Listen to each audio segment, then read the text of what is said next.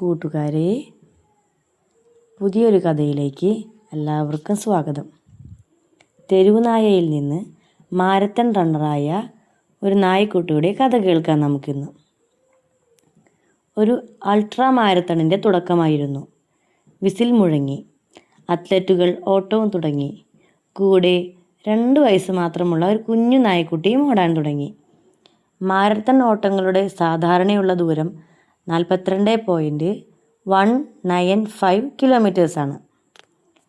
അതിലുമേറെ ദൂരമുള്ള ഓട്ടമാണെങ്കിൽ ultra marathon ആവും.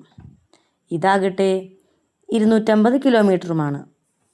ചൈനയിലെ ഗോബി മരുഭൂമിയിലാണ് ഈ മാരത്തൺ നടക്കുന്നത്. ഇത്രയും ദൂരം ഒരുമിച്ചല്ല ഓടേണ്ടത്.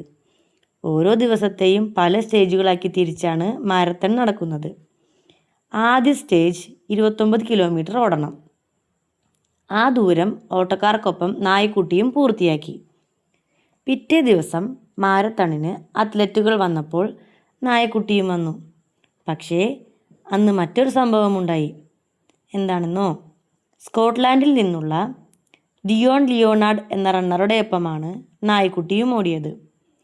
അന്ന് ലിയോണാർഡിനൊപ്പം ഈസിയായി 40 കിലോമീറ്ററും ആ നായ്ക്കുട്ടിയും ഫിനിഷ് ചെയ്തു.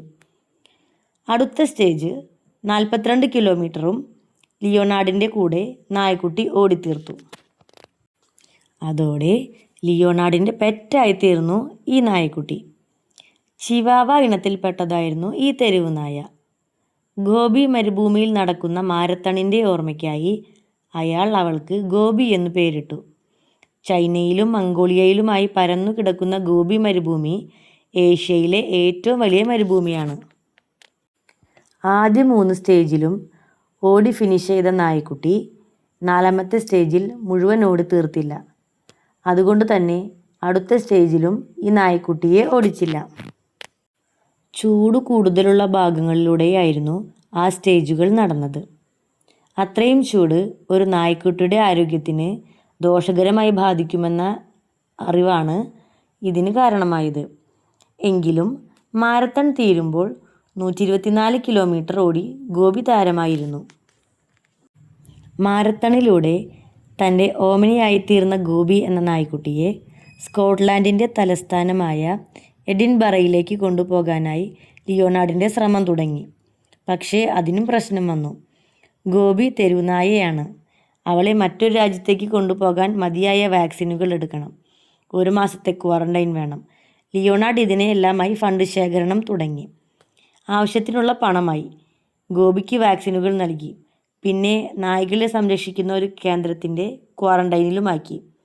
യാത്രയ്ക്കുള്ള മറ്റ് നിയമകാര്യങ്ങൾക്കായി ലിയോണാർഡ് എഡിൻബറയിലേക്കും പോയി.